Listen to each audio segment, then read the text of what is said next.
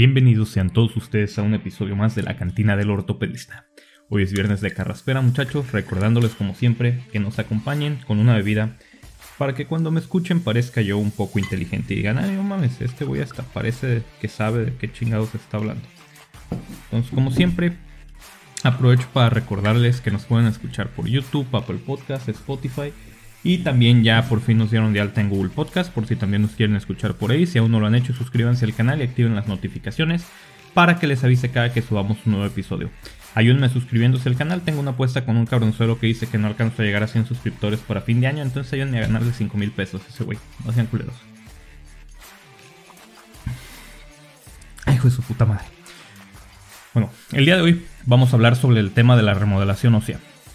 Antes de empezar, quisiera dar mi punto de vista acerca de una propuesta de ley de una Antares Vázquez Alatorre, que aparentemente es dermatóloga y es senadora por parte de Morena, que busca reformar el artículo 81 de la Ley General de Salud para que las cédulas de especialidad sean expedidas directamente por la SEP sin la participación del Comité Normativo Nacional de Consejos de Especialidades Médicas, para los compas el CONASEM. Esto por su estudio un grupo de médicos que acaban de presentar el ENARM, autodenominados Médicos de la Esperanza, porque si algo ha sido consistente en este gobierno es ponerle nombres superculeros a las organizaciones. Este grupo de médicos alegan que es culpa del CONASEM, que no hay suficientes especialistas porque según ellos, y cito, el CONASEM fue creado y empoderado por gobiernos priistas y panistas para evitar que hubiera un mayor número de especialistas. No mames. Para los que no lo saben, una vez que haces el ENARM y entras a una especialidad, año con año te están haciendo exámenes de evaluación por parte de la universidad, por parte del instituto donde estés haciendo la especialidad, y además también en tu sede hospitalaria te están haciendo evaluaciones continuas, de casi siempre es mes por mes, bimestre por bimestre, trimestre por trimestre, pero siempre te están haciendo evaluaciones que involucran exámenes, etc. Todo esto como parte del proceso de educación médica continua que pues todo médico debemos de estar haciendo. Entonces tenemos que seguir actualizándonos, como dice la gente, ¿no? Además de estos exámenes también tienes que hacer una tesis, la cual debes de defender y terminar para vía de poder titularte por parte de la universidad que avala tu curso de especialidad. Una vez recibes tu título, en teoría ya podrías obtener una cédula profesional por parte de la Secretaría de Educación Pública. Sin embargo, desde alrededor del 2015, si mal no recuerdo, es requisito para poder obtener tu cédula de especialidad presentar tu constancia de haber pasado el examen de algún consejo avalado por el CONASEM, lo cual naturalmente tiene un costo y esta constancia tiene una vigencia de 5 años y una vez vencida tienes que estarte recertificando, que es un proceso que se hace cada 5 años. Y hay diferentes métodos de certificación. Si analizamos esto, en realidad el CONASEM nada tiene que ver con el número de médicos que ingresan a una especialidad, ni con el número de especialistas que se gradúan, solo con el número de cédulas que se expiden. Y aquí hay una discrepancia, ya que la ley dice, y cito, para la expedición de cédula de médico especialista, las autoridades educativas competentes solicitarán la opinión del CONASEM.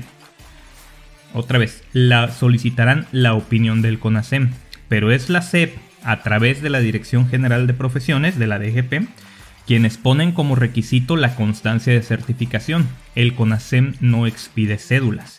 Entonces, en teoría, si la ley dice que solamente solicitarán la opinión del CONASEM, independientemente de que hayas pasado tu examen de consejo o no, la SEP todavía podría entregarte tu cédula de especialidad porque solamente se pide la opinión.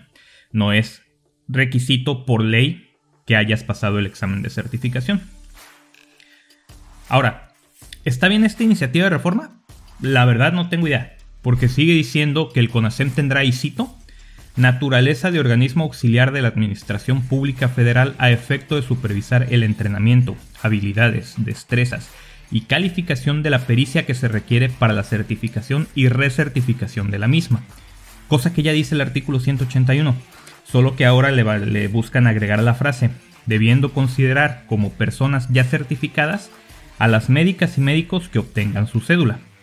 Podrán decir algunos, que a toda madre, ya no voy a tener que pagar esa mierda. Y diré yo, con el dinero que te ahorraste invítame una botella de whisky. Pero también seamos claros, si no fuiste capaz de pasar un examen pitero, de conocimientos básicos de diagnóstico, tratamiento y pronóstico, de una especialidad que cursaste durante 4 años, no mereces tener una cédula profesional de dicha especialidad. Discúlpenme los que se ofendan, pero En realidad, ese examen no es un examen difícil, por lo menos el de ortopedia no era un examen culero, era un examen bien formulado, no es como el ENARM, que es una basura de examen, no sé a quién se le ocurrió hacer esas preguntas.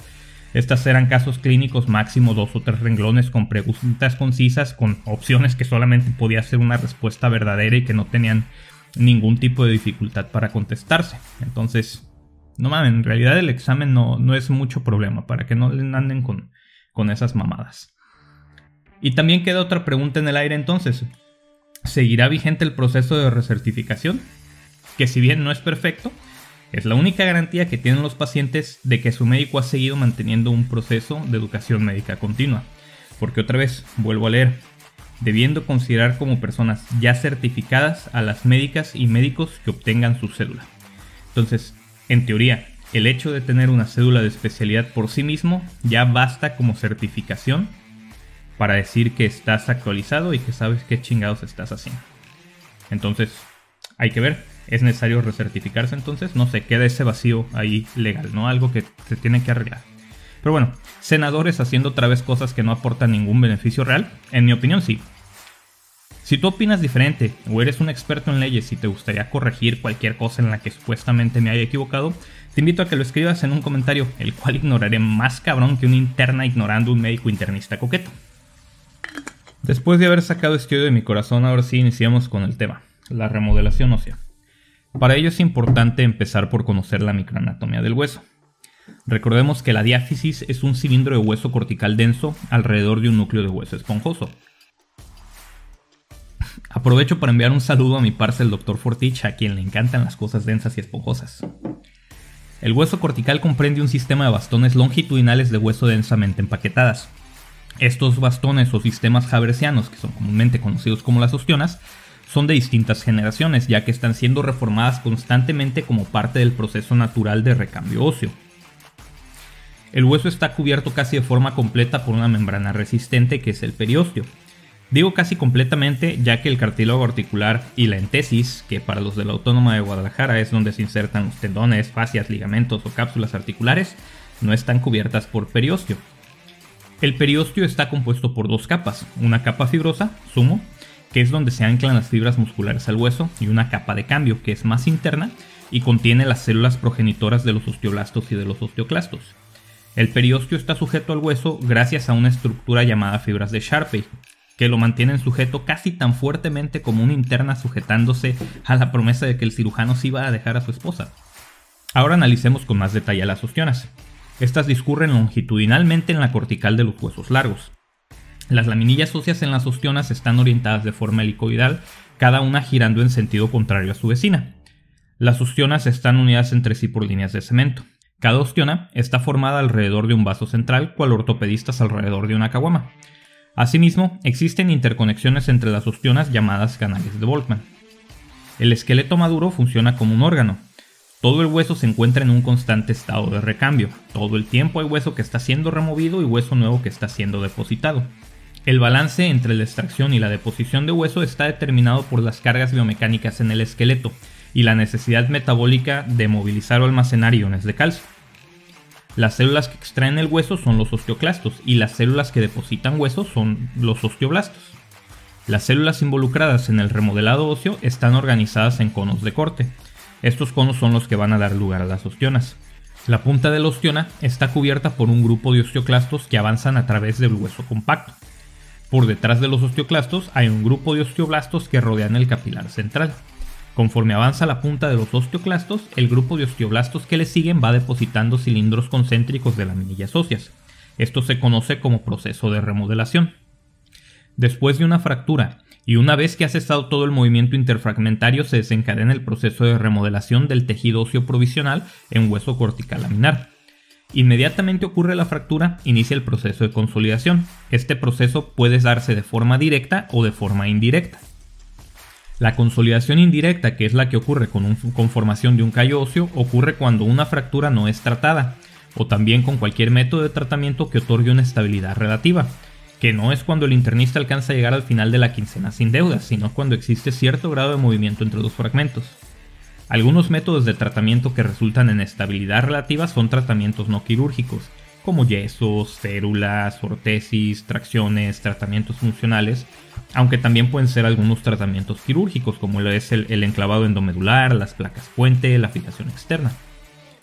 La consolidación indirecta atraviesa 3 fases, que son la llamada fase inflamatoria o de formación del hematoma, la fase de reparación, que va a incluir la formación y la osificación del callo, que a veces en algunos libros de texto las encuentras como que si fueran 2 fases separadas, y la fase de remodelación, que es la última fase, que ya hablamos cómo funciona hace un momento. Durante la fase inflamatoria se forma el hematoma, el cual proporciona una fuente de células hematopoyéticas capaces de secretar factores de crecimiento. Los macrófagos, neutrófilos y plaquetas van a liberar varias citocinas, las cuales incluyen al factor de crecimiento derivado de plaquetas, al factor de necrosis tumoral alfa, el factor de crecimiento transformante beta, interleucinas 1, 6, 10 y 12, los cuales pueden detectarse tan pronto como 24 horas después de una lesión. La falta del factor de necrosis tumoral alfa, como es en los pacientes de VIH, que aquí no voy a hacer ningún chiste para que no se vaya a sentir mal mi amigo Forticho otra vez, da como resultado un retraso de la osificación tanto endocondral como intramembranosa.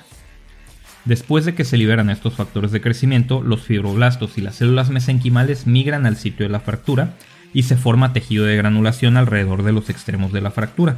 Posteriormente proliferan los osteoblastos y los fibroblastos. Es importante recalcar que la COX-2 aumenta la expresión del RUNX2 Osterix, que son fundamentales para la diferenciación de las células osteoblásticas. Por lo tanto, los inhibidores de la COX-2, como los AINES, retrasan el proceso de consolidación de la fractura. Aquí me preguntarás, ¿y qué vergas le puedo dar a mi paciente para dolor si no le puedo dar ningunos antiinflamatorios? Yo te responderé, para eso Dios inventó el pinche paracetamol. Tylenol, patrocíname.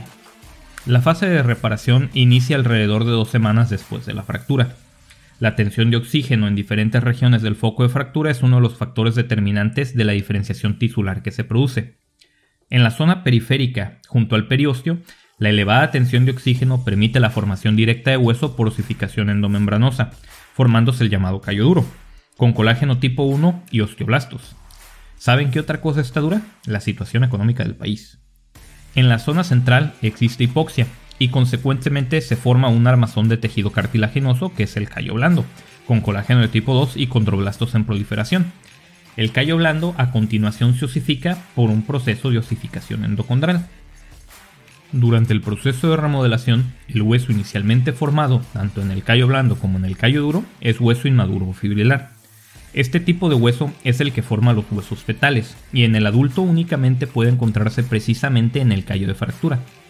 Se caracteriza por una orientación trabecular irregular, casi tan irregular como un ortopedista interpretando un electro, y va siendo progresivamente transformado en hueso maduro mediante el proceso de remodelación.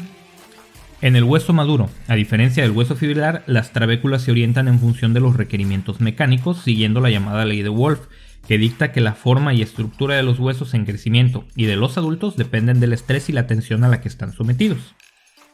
El tiempo que le toma una fractura atravesar las fases de la consolidación va desde los 3 hasta los 4 meses posterior a la fractura, entonces este es el tiempo que va a tardar una fractura en sanar. Esas son las fases de la consolidación indirecta, ahora hablemos de las fases de la consolidación directa. En este tipo de consolidación no hay formación de callo óseo, por lo que ocurre una remodelación osteonal de forma directa, y para ello se requieren condiciones de estabilidad absoluta, que tampoco es cuando la interna se consigue un sugar daddy, sino cuando no hay movimiento de los fragmentos de la fractura. Esto se obtiene mediante técnicas quirúrgicas que otorgan compresión interfragmentaria. Para los que no saben qué es la compresión interfragmentaria, suscríbanse al canal porque luego vamos a hablar de los principios biomecánicos. La consolidación directa puede ser por contacto o por brecha.